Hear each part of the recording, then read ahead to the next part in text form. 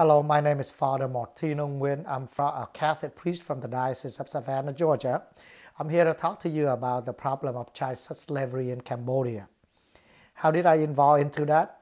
Back in 1995, when I was a first-year college student, I worked with homeless children.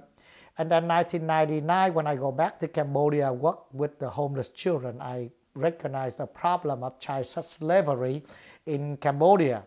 Since that time, I have worked with the U.S. government, different agencies to spread this news. I have gone under covers and have done many things. Problem of child sex slavery in Cambodia is very, very bad. They're talking about probably up to 100,000 children. I'm talking children under 18 here.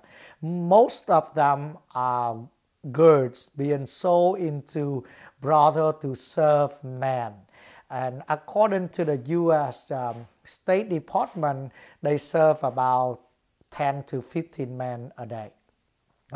Where are these children come from? We may ask the question. Well, has been working there for more than 10 years and one of the first who get in there and continue to be in there until today. I can tell you that probably 70% of them are Vietnamese. That's my nationality. They was either trafficked from Vietnam to Cambodia, or some of them Vietnamese who grew up in Cambodia. Many of them, I have to use the word many, probably up to 30 or 40% of them are under the age of 10. Now, talking about that, we're going to say, well, what can we do as a community? Is the government going to do anything about that, or the government just going to let it be?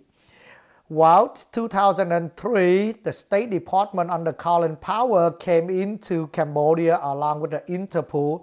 They did an operation. How many millions, I don't know. It cost a lot. And they saved 33 kids. And 33 out of almost probably 40, 50, 60,000 kids. But at least it raised the international awareness about the problem of child sex slavery in Cambodia. So just the Cambodian government begin to enforce law, to consequences for tourists being caught with child trafficker. And police is everywhere in Cambodia. If you ever been in there, they can arrest you anytime they want. The bad news, not the good news, the bad news is that actually the police and the local governments are the one who actually own this brother, or they behind the scene. Even with MSNBC and many other people come in there investigate the night before you come in with a 20 square room, you may have 40 kids in there, and the next day you come in and nobody know. Why is it?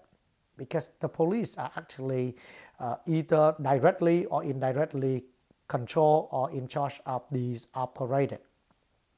What can we do as a community? I think we need to raise the awareness, the problem. We need to continue to talk about that. The more we talk about that, the more people know we are watching them. Would we just let the government doing that? I don't think so. For us, the One Body Village, who have been doing this for the last 12 years in Cambodia, Vietnam, and we are opening another house in Laos, we can tell you this. We can rescue one kid and they bring in 10.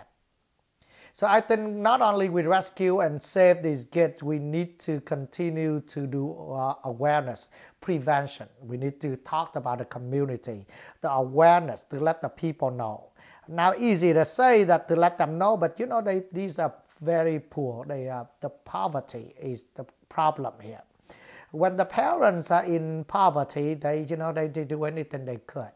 And many of them, sadly, are the people who sold their own child into this brother for $300, $400, $500, so they can use that money to start a business and doing something.